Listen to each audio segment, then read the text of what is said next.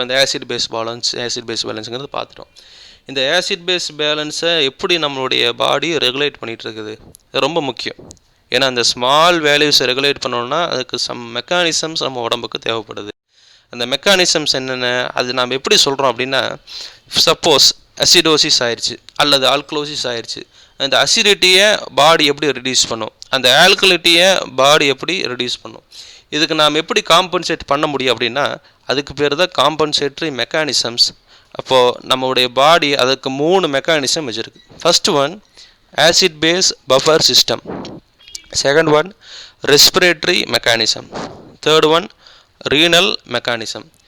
So இந்த first one acid base mechanism, acid base buffer system, இதை பார்த்தோம்னா இதுதான் ஃபஸ்ட் லைன் ஆஃப் டிஃபென்ஸ். உடம்புல சட்டுன்னு குறையுது, ஆசிட் பேஸ் பேலன்ஸ் வந்து சட்டுன்னு குறையுது, அசிடோசிஸ் ஆகுது, சட்டுன்னு வந்து ஆல்கலோசிஸ் ஆகுது, ஒரு ஹெவி ஆசிட் உடம்புல வந்து அதிகமாகுது, ஹெவி பேஸ் உடம்புல அதிகமாகுது அப்படின்னா அதை டக்குன்னு ஒரு செகண்ட்ஸில் ஒரு மினிட்ஸில் அதை குறைக்கணும் அப்படின்னா அதுக்கு வந்து உதவுறது ஆசிட் பேஸ் பஃபர் சிஸ்டம். இதுதான் ஃபஸ்ட் லைன். கொஞ்ச நேரத்தில், அதாவது ஒரு வித்தின் எ மினிட் அப்படிங்க பார்க்கும்போது பார்த்தீங்கன்னா செகண்ட் லைன் ஆஃப் டிஃபென்ஸில் வர்றது respiratory mechanism. Within a hours two days, கொஞ்சம் நாள் எடுத்து கொஞ்சம் டைம் எடுத்து பட் லாங் எஃபெக்ட் இருக்கும் அப்படின்னு பார்க்கும்போது அது third line of defence. Very powerful mechanism is the renal mechanism. So இப்போது ஆசிட் பேஸ் பஃபர் சிஸ்டம், இந்த acid base buffer system, buffer அப்படிங்கிறது என்னங்கிறத நம்ம தெரிஞ்சுக்கணும். பஃபர் அப்படின்னா என்னென்னா, buffer which resist the change in pH.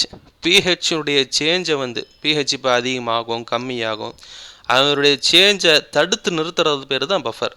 இது எப்படி அது சாதிக்குது அப்படின்னா by binding with the free hydrogen ion.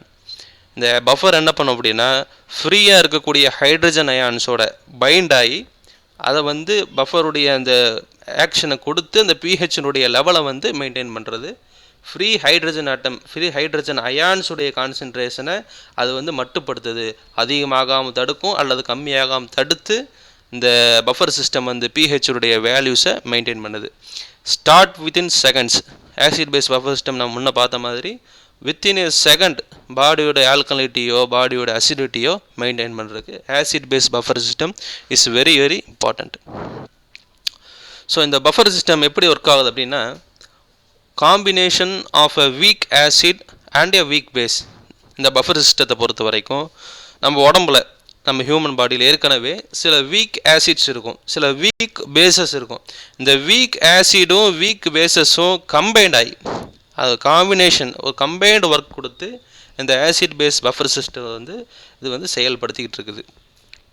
இது எப்படி அதை சாதிக்குது அப்படின்னா converts the strong acid and bases. ஒரு ஹைட்ரோக்ளோரிக் ஆசிட் இருக்குதுன்னு வைங்களேன், ஒரு சோடியம் குளோரைட் இருக்குது ஒரு பேஸு, ஹைட்ரோக்ளோரிக் ஆசிடுங்கிறது ஒரு ஸ்ட்ராங் ஆசிட், சோடியம் குளோரைடுங்கிறது ஒரு ஸ்ட்ராங் பேஸ். இப்படி ஸ்ட்ராங் ஆசிட் ஸ்ட்ராங் பேஸ் நம்முடைய உடம்புல அதிகமாகுது அப்படின்னா அது அசிடிட்டியவோ அல்லது ஆல்கலிட்டியவோ அதிகப்படுத்திடும். இப்போ அதிகப்படுத்துறதை வந்து நம்ம மட்டுப்படுத்தணும், அதை வந்து கம்மி பண்ணி கரெக்டான லெவல் மெயின்டைன் பண்ணணும் அப்படின்னா அந்த அசிடிட்டி தரக்கூடிய அந்த ஸ்ட்ராங் ஆசிட்ஸ் என்ன பண்ணணும், வீக் ஆசிட்ஸாக மாற்றணும். அந்த ஆல்கலிட்டி தரக்கூடிய ஸ்ட்ராங் பேஸஸ் என்ன பண்ணணும், வீக் பேஸஸாக மாற்றணும். அப்போ இந்த ஒர்க்கை தான் என்ன பண்ணுது ஆசிட் பேஸ் பஃபர் சிஸ்டம் வந்து கரெக்டாக பார்க்குது. எதற்காக? To maintain the pH. So buffer system, இந்த பஃபர் சிஸ்டம் வந்து 3 டைப்ஸ் ஆஃப் பஃபர் சிஸ்டம் நமக்கு இருக்குது. First one bicarbonate buffer system, second one phosphate buffer system, third one protein buffer system. இந்த bicarbonate buffer system வந்து extra cellular ஃப்ளூயிட்ஸில் இது அதிகமாக இருக்குது. இந்த பாஸ்பேட் பஃபர் வந்து இன்ட்ரா செல்லுலார் ஃப்ளூயிட்ஸில் அதிகமாக இருக்குது, அதாவது அதனுடைய ஆக்ஷன் இன்ட்ரா செல்லுலார் ஃப்ளூயிட்ஸில் ஜாஸ்தி. புரோட்டீன் பஃபர் பார்த்தோம்னா பிளட் செல்ஸ் இருக்குல்லைங்க, பிளாஸ்மா செல்ஸாக இருந்தாலும் சரி அல்லது ஆர்பிசின்னு சொல்லப்படக்கூடிய ரெட் பிளட் செல்ஸ் எரித்ரோசைட்ஸில் வந்து இந்த ப்ரோட்டீன்ஸ் வந்து அதிகமாக இருக்கும். இந்த ப்ரோட்டீன் பஃபர் செல்ஸ் வந்து அதில் ஏற்படக்கூடிய பிளட்டில் ஏற்படக்கூடிய pH உடைய சேஞ்சஸை மெயின்டைன் பண்ணி காப்பாற்றுது. First one bicarbonate buffer system. இந்த பைகார்பனேட் எப்படி வந்து பஃபராக ஆகி அதை வந்து மெயின்டைன் பண்ணி pH மெயின்டைன் பண்ணதை பார்ப்போம். இதில் இருக்கக்கூடிய வீக் ஆசிட், பைகார்பனேட் பஃபர் சிஸ்டத்தில் இருக்கக்கூடிய வீக் ஆசிட் பார்த்தீங்கன்னா carbonic acid H2CO3 carbonic acid. It's very important acid. It's a weak acid also. Weak base அப்படின்னு பார்த்தீங்கன்னா பைகார்பனேட் HCO3. HCO3ங்கிறது பைகார்பனேட், H2CO3ங்கிறது கார்போனிக் ஆசிட். பைகார்பனேட் எப்படி பைகார்பனேட்டாகவே நம்ம உடம்புக்குள்ளே இருக்குமா, ECFல பைகார்பனேட்டாகவே இருக்குமா அப்படின்னு பார்த்தோம்னா கிடையாது. Bicarbonate is present in the form of sodium bicarbonate. சோடியத்தோட ஜாயிண்ட் ஆகி சோடியம் பைகார்பனேட்டாக அந்த பைகார்பனேட் வந்து நம்ம உடம்புல இருக்கும். ஸோ இந்த சிஸ்டத்துடைய வீக் ஆசிட் கார்போனிக் ஆசிட், இந்த சிஸ்டத்தினுடைய வீக் பேஸ் பைகார்பனேட். ஸோ எப்படி இது ஒர்க் ஆகுது? ஸோ ஒரு strong acid is added to the ECF. Extra cellular ஃப்ளூயிட்ஸில் வந்து ஒரு ஸ்ட்ராங் ஆசிட் ஒன்று ஆட் ஆயிடுச்சு. என்ன உதாரணத்துக்கு ஹைட்ரோக்ளோரிக் ஆசிட் இருக்குது, அது வந்து உடம்புக்குள்ளே ஆட் ஆயிடுச்சு. அப்போ என்ன ஆகும்? pH ஆட்டோமேட்டிக்காக லோயர் ஆயிரும். ஸ்ட்ராங் ஆசிட் அதிகமாகிடுச்சுன்னா அசிடிட்டி அதிகமாயிரும். அசிடிட்டி அதிகமாகும் போது நம்ம உடம்புடைய pH கம்மியாயிரும். இப்போ அசிடோசிஸ் ஆகுது. இப்போ ஹைட்ரோக்ளோரிக் ஆசிட் நம்ம உடம்புல அதிகமாகிடுச்சு அப்படின்னு என்ன ஆகும் அப்படின்னா, இந்த ஹைட்ரோக்ளோரிக் ஆசிடை கண்ட்ரோல் பண்ணணுமா இல்லையா, அதனால என்ன வருது இந்த இடத்துல? சோடியம் பைகார்பனேட் நம்ம உடம்புல இருக்கக்கூடிய ECFல இருக்கக்கூடிய சோடியம் பைகார்பனேட் ECFல இருக்கக்கூடிய ஹைட்ரோக்ளோரிக் ஆசிடோட கம்பைன் ஆகி H2CO3 வந்து ஃபார்ம் பண்ணுது, ப்ளஸ் சோடியம் குளோரைடு வந்து உருவாக்குது. இதில் பார்த்தீங்கன்னா ஹைட்ரோக்ளோரிக் ஆசிட் இருக்குது, இதில் சோடியம் பைகார்பனேட் இருக்குது. இது ரெண்டும் சேர்ந்து என்ன பண்ணுது அப்படின்னா கார்போனிக் ஆசிட் வந்து அந்த இடத்துல உருவாக்குது. அப்போ ஹைட்ரோக்ளோரிக் ஆசிடுங்கிறது ஸ்ட்ராங் ஆசிட். ஸ்ட்ராங் ஆசிடாக இருந்தங்காட்டி pH குறைஞ்சிது. இப்போ ஸ்ட்ராங் ஆசிட் என்ன பண்ணுது? சோடியம் பைகார்பனேட்டு அது ஒரு வீக் ஆசிடாக கன்வெர்ட் பண்ணிடுது. வீக் ஆசிடாக கன்வெர்ட் பண்ண பின்னாடி அந்த கார்போனிக் ஆசிட் என்னாகும்? கார்பன் டை ஆக்சைடாகவும் வாட்டராகவும் பிரிஞ்சிடும். இந்த carbon dioxide respiratory mechanism மூலிமா நம்ம உடம்பை விட்டு வெளியே போயிடும். இதனால் அசிடிட்டி கம்மியாகும். இப்போ நீங்கள் கீழே பார்த்தீங்கன்னா ஹைட்ரோக்ளோரிக் ஆசிடுங்கிறது ஸ்ட்ராங் ஆசிட், சோடியம் பைகார்பனேட்டுங்கிறது weak base of the bicarbonate buffer system. இந்த ரெண்டு கம்பைனாக என்ன பண்ணுது? கார்போனிக் ஆசிடை உருவாக்குது. கார்போனிக் ஆசிடுங்கிறது ரொம்ப weak acid which dissociates into இந்த கார்போனிக் ஆசிட் கார்பன் டை ஆக்சைடாகவும் வாட்டராகவும் உடஞ்சி போயிடுது. ஸோ HCl ஸ்ட்ராங் ஆசிட் வந்து வீக் ஆசிடான கார்போனிக் ஆசிடாக கன்வெர்ட் ஆயிடுச்சு. அது கடைசியில் கார்பன் டை ஆக்சைடு அண்ட் வாட்டராக அது டிசால்வ் ஆயிரும், டிசோசியேட் ஆயிரும். So due to the formation of the weak acid, இந்த வீக் ஆசிடாக இருக்கக்கூடிய கார்போனிக் ஆசிட் ஃபார்ம் ஆனங்காட்டி there is a very less change in the pH. pHலுடைய சேஞ்சஸ் வந்து ரொம்ப குறைவாக தான் இருக்கும். இதன் மூலியமாக pHனுடைய வேல்யூ மெயின்டைன் பண்ணப்படுகிறது. அடுத்தது இப்போது இதே பைகார்பனேட் பஃபர் சிஸ்டம் ஒரு ஸ்ட்ராங் பேஸ் ECFல ஆட் ஆகுதுன்னு வைங்க. எக்ஸ்ட்ரா செல்லுலார் ஃப்ளூயிட்ஸ் இருக்குது. ஒரு strong base like sodium hydroxide, sodium ஹைட்ராக்சைடுங்கிற ஒரு ஸ்ட்ராங் பேஸ் வந்து ஆட் ஆயிடுச்சு. இப்போ என்ன ஆகும்? pH உடைய வேல்யூ அதிகமாகும், ஆல்கலோசிஸ் ஃபார்ம் ஆகும். இப்போ இந்த ஸ்ட்ராங் பேஸ் சோடியம் ஹைட்ராக்சைடோட எது உங்களுக்கு கம்பைன் ஆகுதுன்னு பார்த்தீங்கன்னா வீக் ஆசிடாக இருக்கக்கூடிய கார்போனிக் ஆசிட் கம்பைன் ஆகுது. இப்போ வீக் ஆசிடாக இருக்கக்கூடிய கார்போனிக் ஆசிட் எப்படி கம்பைன் ஆகும் அப்படின்னா இது வந்து ஸ்ப்ளிட் ஆயிரும், ரெண்டாக ஸ்ப்ளிட் ஆயிரும். ஹைட்ரஜன் அயான் ஆகும், சோடியம் பைகார்பனேட் ஆகவும் ஸ்ப்ளிட் ஆயிரும். இப்போ இந்த ஹைட்ரஜன் அயான் வந்து OH NaOHனுடைய OHோட ஜாயிண்ட் ஆகி வாட்டராக இங்கே கன்வெர்ட் ஆயிரும். இந்த சோடியம் இங்கே தனியாக பிரிஞ்ச இந்த சோடியம் ஹைட்ராக்சைட்லேருந்து தனியாக பிரிஞ்ச சோடியம் இங்கே இருக்கக்கூடிய பைகார்பனேட்டோட ஜாயிண்ட் ஆகி சோடியம் பைகார்பனேட்டாக உருவாயிரும். இப்போது இந்த இடத்துல பார்த்தீங்கன்னா சோடியம் ஹைட்ராக்சைடுங்கிறது ஒரு ஸ்ட்ராங் பேஸ். இந்த சோடியம் ஹைட்ராக்சைடுங்கிற ஸ்ட்ராங் பேஸை வந்து கார்போனிக் ஆசிட் அப்படிங்கிற ஒரு வீக் ஆசிட் வந்து பைகார்பனேட் பஃபர் சிஸ்டத்தில் ஒரு பஃபராக செயல்படுது. இப்போ பைகார்பனேட் பஃபர் சிஸ்டம் வாயிலாக இந்த கார்போனிக் ஆசிட் சோடியம் ஹைட்ராக்சைடோட ஆட் ஆகி சோடியம் பைகார்பனேட்டை உருவாக்கி அதை வந்து ஒரு வீக் பேஸாக கன்வெர்ட் பண்ணுது. ஸோ ஒரு ஸ்ட்ராங் பேஸ் இந்த இடத்துல வீக் பேஸாக கன்வெர்ட் ஆகிறங்காட்டி இந்த pHனுடைய லெவல் வந்து பார்த்தீங்கன்னா உங்களுக்கு மச் டிஃப்ரென்ஸ் வந்து ஏற்படாது. ஸோ இந்த இடத்துல pHனுடைய வேல்யூ மெயின்டைன் ஆகுது. அடுத்தது பாஸ்பேட் பஃபர் சிஸ்டம். இந்த பாஸ்பேட் பஃபர் சிஸ்டத்தில் இருக்கக்கூடிய வீக் ஆசிட் என்னன்னு பார்த்தோம்னா டைஹைட்ரஜன் பாஸ்பேட். இது டைஹைட்ரஜன் பாஸ்பேட் H2 PO4. இந்த டைஹைட்ரஜன் பாஸ்பேட் எந்த ஃபார்மில் நம்மளுடைய ஐசிஎஃப்ல இருக்கும்? பாஸ்பேட் பஃபர் சிஸ்டம் வந்து இன்ட்ரா செல்லுலார் ஃப்ளூயிட்ஸில் அதிகமாக இருக்கும். ஸோ ஐசிஎஃப்ல இது என்ன ஃபார்மில் இருக்கும் பார்த்தீங்கன்னா சோடியம் டைஹைட்ரஜன் பாஸ்பேட் அப்படிங்கிற ஃபார்மில் இருக்கும். NaH2PO4 sodium dihydrogen phosphate. So இந்த பாஸ்பேட் பஃபர் சிஸ்டத்தில் இருக்கக்கூடிய வீக் பேஸ் என்னன்னு பார்த்தோம்னா ஹைட்ரஜன் பாஸ்பேட் HPO4. இது எந்த ஃபார்மில் இருக்கும்? இந்த form of disodium hydrogen phosphate Na2HPO4. Intracellular ஃப்ளூயிட்ஸில் இருக்கக்கூடிய வீக் பேஸ் வந்து பார்த்தீங்கன்னா டைசோடியம் ஹைட்ரஜன் பாஸ்பேட். ஸோ இந்த பாஸ்பேட் பஃபர் சிஸ்டம் எப்படி ஒர்க் ஆகுது? when a strong acid is added to the ICF, அதே மாதிரி ஒரு ஹைட்ரோக்ளோரிக் ஆசிட் இன்ட்ராசெல்லுலார் ஃப்ளூயிட்ஸில் ஆட் ஆகுது அப்படின்னா pH வந்து இன்ட்ராசெல்லுலார் ஃப்ளூயிட்ஸில் லோ ஆகும். இப்போ ஹைட்ரோக்ளோரிக் ஆசிடை பஃபர் பண்ணுறதுக்காக நம்மகிட்ட என்ன இருக்குது, என்ன பேஸ் இருக்குது அப்படின்னா டைசோடியம் ஹைட்ரஜன் பாஸ்பேட் அப்படிங்கிற அந்த பேஸ் நம்மகிட்ட இருக்குது. இப்போது ஹைட்ரோக்ளோரிக் ஆசிடோட டைசோடியம் ஹைட்ரஜன் பாஸ்பேட் ரியாக்ட் ஆகும்போது சோடியம் டைஹைட்ரஜன் பாஸ்பேட் அப்படிங்கிற ஒரு வீக் ஆசிட் உருவாகுது. அதைத்தான் இங்கே நம்ம சொல்லியிருக்கிறோம். ஹைட்ரோக்ளோரிக் ஆசிடுங்கிறது ஒரு ஸ்ட்ராங் ஆசிட், அதோட டைசோடியம் ஹைட்ரஜன் பாஸ்பேட் அப்படிங்கிற weak base of phosphate buffer system. Phosphate buffer சிஸ்டத்துடைய வீக் பேஸ் ஒரு buffer disodium hydrogen phosphate add ஆகும்போது அந்த இடத்துல நமக்கு சோடியம் டைஹைட்ரஜன் பாஸ்பேட் அப்படிங்கிற ஒரு வீக் ஆசிட் உருவாகுது. Due to the formation of weak acid there is a very less changes in the pH. அதனால் எந்த விதமான அதிகப்படியான மாறுதலும் இல்லாமல் நம்ம வந்து இதன் வாயிலாக காப்பாற்றிக்கலாம். அதுக்கு உதவுவது phosphate buffer system. So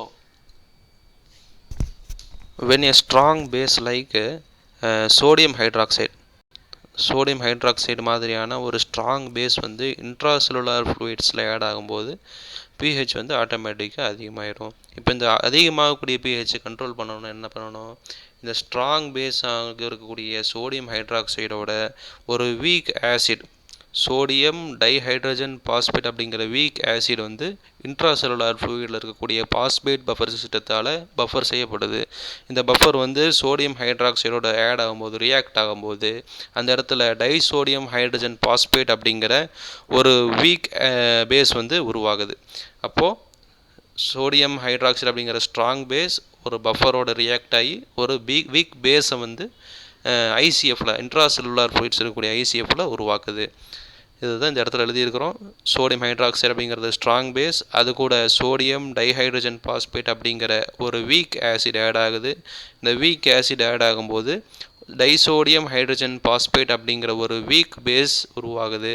so due to the formation of weak base there is a very less changes in the pH உடைய வேல்யூ.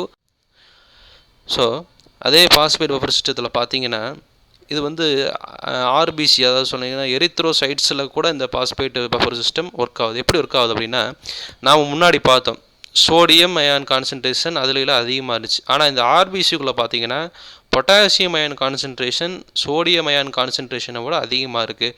ஸோ ஒரு ஆர்பிசிக்குள்ளே இருக்கக்கூடிய பாஸ்பேட் பஃபர் சிஸ்டம் எப்படி ஒர்க் ஆகும் அப்படின்னு பார்த்தீங்கன்னா அதில் இருக்கக்கூடிய weak acid and weak bases என்னென்னா பொட்டாசியம் டைஹைட்ரஜன் பாஸ்பேட் அப்படிங்கிற வீக் ஆசிடோ டைபொட்டாசியம் ஹைட்ரஜன் பாஸ்பேட் அப்படிங்கிற ஒரு வீக் பேஸ் வந்து ஆர்பிசிக்குள்ளே நமக்கு பஃபரிங் ஏஜெண்ட்டாக அந்த இடத்துல இருக்குது. Then protein buffer system. Acid base buffer சிஸ்டத்தினுடைய கடைசி வந்து புரோட்டீன் பஃபர் சிஸ்டம். இந்த புரோட்டீன் பஃபர் சிஸ்டம் வந்து எதில் அதிகமாக இருக்கும்? பிளாஸ்மா அண்ட் எரித்ரோசைட்ஸில் அதிகமாக இருக்கும். இப்போ இந்த எரித்ரோசைட்ஸில் இருக்கக்கூடிய புரோட்டீன் பஃபர் சிஸ்டத்தினுடைய பஃபர் என்னென்னு பார்த்தோம்னா அதுதான் ஹீமோக்ளோபின் ஒரு பஃபராக இந்த இடத்துல ஆட் ஆகுது. இந்த ஹீமோக்ளோபின் எப்படி pH மெயின்டைன் பண்ணுங்கிறத பார்ப்போம். இந்த ஆர்பிசி ரெட் பிளட் செல்ஸில் இருக்கக்கூடிய ஹீமோக்ளோபின் வந்து when the carbon di oxide respiration மூலிமா கார்பன் டை ஆக்சைடு வந்து இந்த ஆர்பிசி செல்ஸுக்குள்ளே வரும்போது அதோடு என்ன ஆகும், மிக்ஸ் ஆகுது அப்படின்னா வாட்டர் கண்டென்ட் வந்து கார்பன் டை ஆக்சைடோட மிக்ஸ் ஆகுது. Water plus CO2 carbon di oxide plus water வந்து கார்போனிக் ஆசிடை வந்து அந்த எரித்ரோசைட்குள்ளே அந்த ஆர்பிசிக்குள்ளே உருவாக்குது. ஸோ இப்போ கார்போனிக் ஆசிட் வந்து ரெண்டாக டிசோசியேட் ஆயிரும், ஒன்று ஹைட்ரஜன் அயானாக டிசோசியேட் ஆயிரும், அடுத்தது பைகார்பனேட்டாக அந்த இடத்துல டிசோசியேட் ஆயிரும். கார்பன் டை ஆக்சைடு வெளியிருந்து வருது, அந்த ரெஸ்பிரேஷன் மூலிமா வரக்கூடிய அல்லது மெட்டபாலிசம் மூலிமா வரக்கூடிய carbon dioxide red blood செல்ஸோட உள்ளே என்ட்ராகும்போது அது வாட்டர் கூட ஆட் ஆகி கார்போனிக் ஆசிடை உருவாகும். கார்போனிக் ஆசிட் உடனடியாக டிசோசியேட் ஆகி ஹைட்ரஜன் அயானாகவும் பைகார்பனேட்டாகவும் உருவாகுது. இப்போது இங்கே இருக்கக்கூடிய ஹைட்ரஜன் அயானோ இங்கே இருக்கக்கூடிய ஆர்பிசியில் இருக்கக்கூடிய ஏற்கனவே இருந்த ஹீமோகுளோபின் ஆட் ஆகி ஹெச்ஹெச்பியாக உருவாகுது. இந்த ஹெச்ஹெச்பி என்ன ஆகுது, குளோரைடு ஷிஃப்ட் மூலிமா இந்த பைகார்பனேட் வெளியே போயிடும், குளோரைடு இதுக்குள்ளே உள்ளே வந்துடும். ஸோ இப்போ இதுதான் வந்து இதனுடைய ரியாக்ஷன். கார்பன் டை ஆக்சைடு உள்ளே வருது, கார்பன் டை ஆக்சைடு உள்ளே வரும்போது வாட்டரோடு ஆட் ஆகுது, கார்பன் டை ஆக்சைடு வாட்டரும் ஆட் ஆகி கார்போனிக் ஆசிட் அந்த இடத்துல உருவாக்குது.